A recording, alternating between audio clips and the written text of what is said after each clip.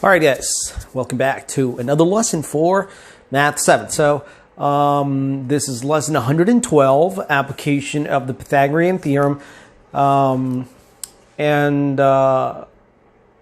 I mean, we're so close to finishing the book. We're about 9 lessons, and I know that you'll be like, wait. If we're in lesson 112, how come it's 9 lessons? Because you forgot to count that it was from 112, 113, 114, 115, 116, 117, 118, 119, 129. Okay, we have 9 more lessons to go. So yeah, we're going to talk about the applications of the Pythagorean Theorem, which has to do with the right triangles. So let's get into it. All right, so before we even get to example 1, we need to understand what is the Pythagorean Theorem. So the first thing that you have to understand, it's going to be always about right triangles. It has to be about right triangles, okay? So the Pythagorean Theorem has to do with right triangles. Obviously, there's a right triangle in which we have 3 sides, right? We have this leg, and this hypotenuse. C will always be called the hypotenuse. I'm going over things that I already went over.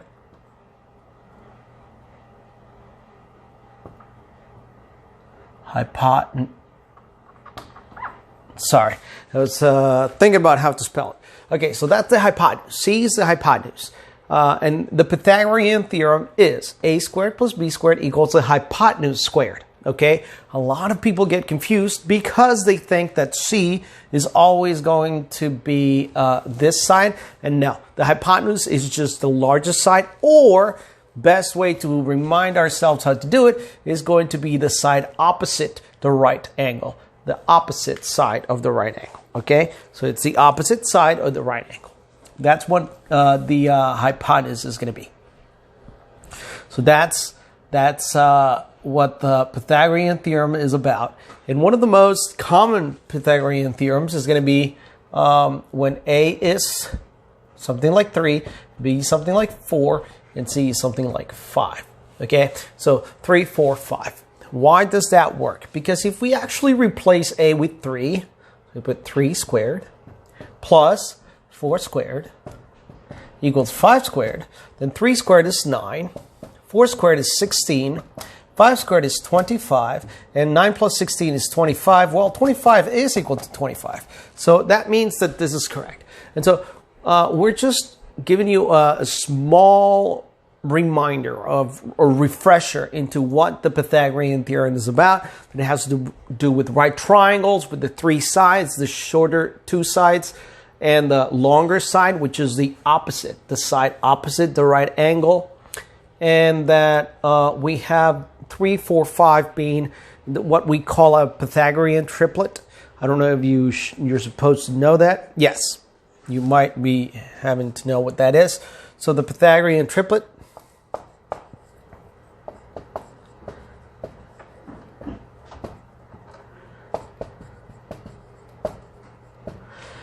are 3 numbers that when we put them in here, A and B and then C, when they square, we squared A, we squared B, and we squared C, that A squared plus B squared would be equal to C squared. So very famous Pythagorean triplet would be, and the easiest one is 3, 4, 5. Meaning 3 squared plus 4 squared equals 5 squared. That is one. And the other one is 5, 12, 13. That's also very common because 25 plus 144 is 169. Square root of 169 is 13. So those are Pythagorean triplets, but understand something. They could be also ratios, okay? So what do I mean by ratios? If I put 3, 4, 5, it could be the same thing as saying, okay, I'm going to multiply the whole thing by 2. And so instead of 3, I'm going to have 6, 8, 10. Well, let's try that then. 6 squared plus 8 squared equals 10 squared. That's what I just said here. Let's see if that's true. 6 squared is 36. 8 squared is 64. 10 squared is 100. 36 plus 64 is 100.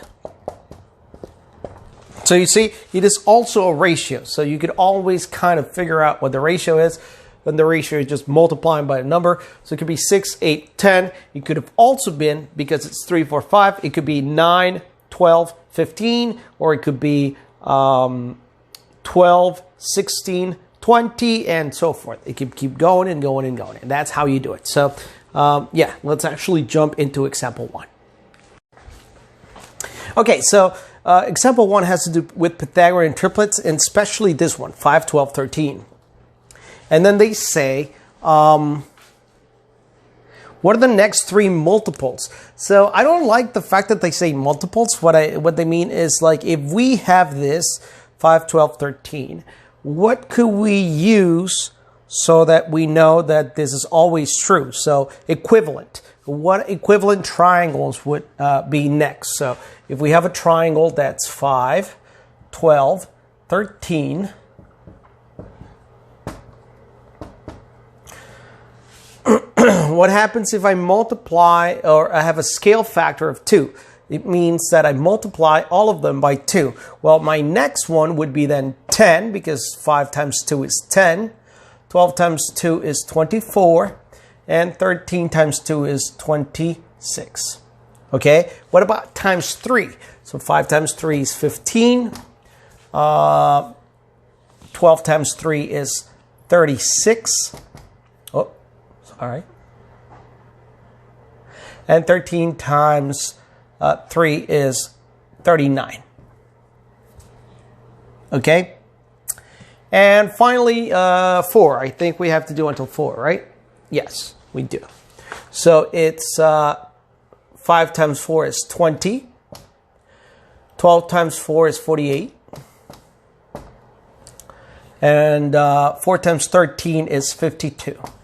So these are the next ones. And so what I'm trying to tell you is that this will always be true. So this would be A, this would be B, this would be the hypotenuse, or C, and that would be always true, because if I divide all of these numbers by 2, I get 5, 12, 13. If I divide all these numbers by 3, I get 5, 12, 13. If I divide all these numbers by 4, I get 5, 12, 13. Okay, so that would be it. And before I move on to the other example, I want to thank those that have actually been watching the videos, and you guys are getting bonus points for it. I'm not going to give you bonus points in this one because it'd be too close to the other ones, but don't worry, I'm going to keep on doing that. And yeah, I mean, just understand that I was a little bit frustrated because I've been doing all this work and people are not watching it. And to be honest with you, I wouldn't be doing this if it wasn't for the situation that we're in, and so that you guys can learn. I think this is the best way for me to be able to teach you. If I did it through Zoom or Google Hangouts, I don't have the capacity to be able to show you the board and make sure that you get what I'm trying to do on the board.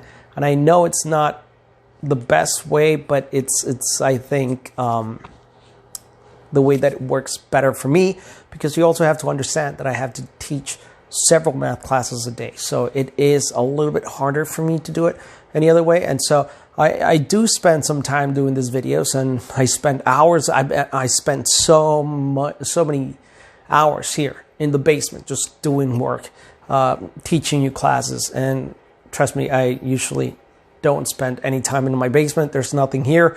This is a place where we meet for prayer meetings and stuff like that. So it's not like I spend hours upon hours here just by myself. If I come here, I come here with other people to pray and to do other things church related or, Bible related, but not for math and not for anything like this. And so I appreciate that you guys are watching it. Please continue to do so, because I'm going to keep on springing it at random times, the bonus points. And I'm telling you, some of you will actually benefit a lot from that. And yeah, I just wanted to thank you about that. All right, let's move on to example number 2. Okay, so example 2, we have a roof we have a room that is 24 feet long, and they want to put a roof over it. And they say that it's 12 by 4, 12 and 4, and that would just be this part, this diagonal, without having the little rafter. They said that the rafter is 2 feet tall, 2 feet long. I mean, not tall, long. And then they say, what is the measurement for the whole side, this whole side of the roof? So they just want to have one side of the roofing, know how much it would be, and then the other side would be obviously the same thing. And so what you have to do is obviously use the Pythagorean theorem to be able to find what this length is, and then add 2 feet, and you would get your answer. So we're going to say that we don't know C, right? And A is 4, so A squared plus B squared equals C squared, right? So A squared is going to be 4 squared plus 12 squared equals C squared. Yes? Okay, that's good. So now what we're going to do is 4 squared is going to be 16 plus 144 equals C squared. 60 plus 144 is going to be 160 C squared. Then we have to square root both sides because we are not looking for C squared. We're looking for C by itself, C. And so that would be square root of 160. Unfortunately, we don't know what square root of 160 is. We know what square root of 169 is. We know what square root of 196 or 144, but not 160. And so what we could do here is you could technically leave it like that, but you could also approximate it. I think your book approximates it. So to be honest, this is not a bad answer because all square roots are irrational numbers, meaning that they're numbers that never end, okay? Unless they are perfect squares. If you have a perfect square, then it's not irrational. Every other number, square root number, is going to be irrational, meaning that it won't end. So I know that some people are going to be like, that's not true. In the calculator, it stops. Yeah, because your calculator doesn't do infinite numbers that never stop. They have to round it at some point, but they do round it to a larger number that a lot of things would do it. So we sometimes go with the calculator because it's pretty good, but it's not exact. It's not exactly what it has to be. So square root of 160 feet is going to be the exact answer. However, your book decided to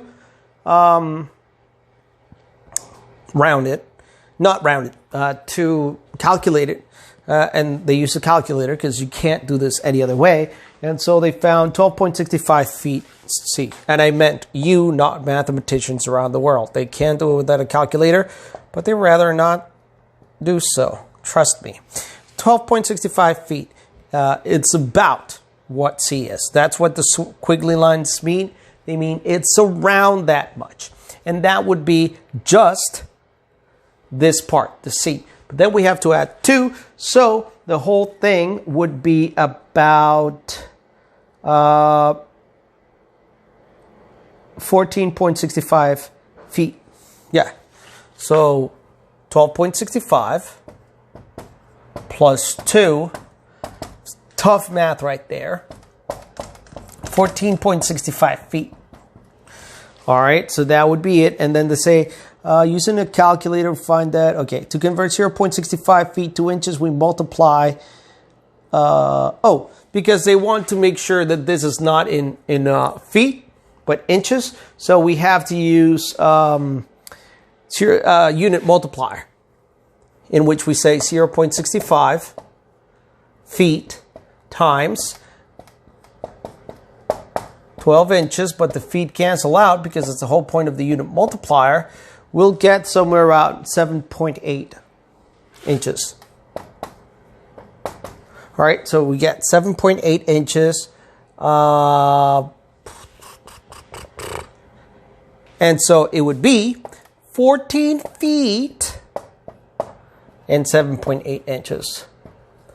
That's the length of the whole thing. And that would be example 2. So let's move on to example 3, which is the last one for this lesson. So let's do it. Okay, and the last example. So they're talking about this girl, Serena, who went to a level field. So it was a pretty straight field that she went to, and then she went to fly a kite. And she knew that she had 200 feet of string.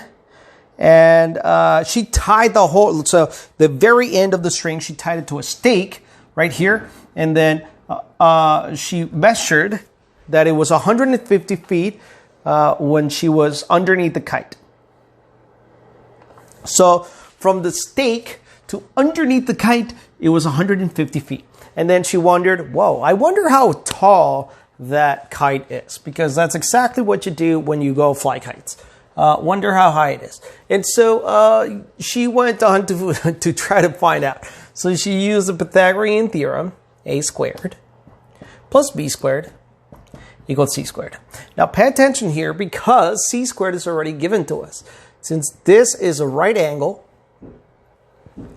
the hypotenuse is 200. Whoops. The hypotenuse is 200 feet squared. So that would be, let's say that height is b. So that'd be 150 squared plus b squared equals 200 squared. 15 squared is 225, right? 15 squared, 225. Now, 150 then, it would be 22500. 22500. Yes, it is 2,250. No, what? How could that be? It's 22,500. It has two zeros because this zero, it's like 15 times 10, right? So 15 squared is 225 and 10 squared is 100. And then you multiply 225 times 100 and it give you 22,500. Then we have b squared. And then 2 squared is 4. And 10 squared is 100. And 10 squared is 100. So 100 times 100 is going to be 10,000. So this one is going to be 40,000. It needs to have 4 zeros. And so that would be what we get here. Now we're going to solve for b, meaning leave b by itself. So I need the b to be by itself. And so I'm going to subtract by 22,500.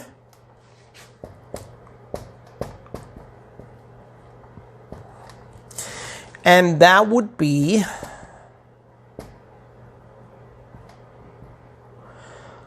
0.05771. So 17,500. So that's 17,500, which is what we got. And so we get b squared equals 17,500. But then we have to square root both sides. And so b would be about. It's not exactly. So b would be about 132 feet. Okay? Please realize something. These problems are not what you're going to have in your homework or test, because we don't think that you could actually find the square root of 17,500 without a calculator. That would be ridiculous of us to expect you to do that. So do not worry about these numbers. What we're worried about is that you understand the concept of using this formula and being able to find this side, or obviously this side is the main one that we use for the Pythagorean theorem. So that's what we use for it. And that would be it. That's lesson 112. Now we are 8 lessons away from finishing the book. So, yay!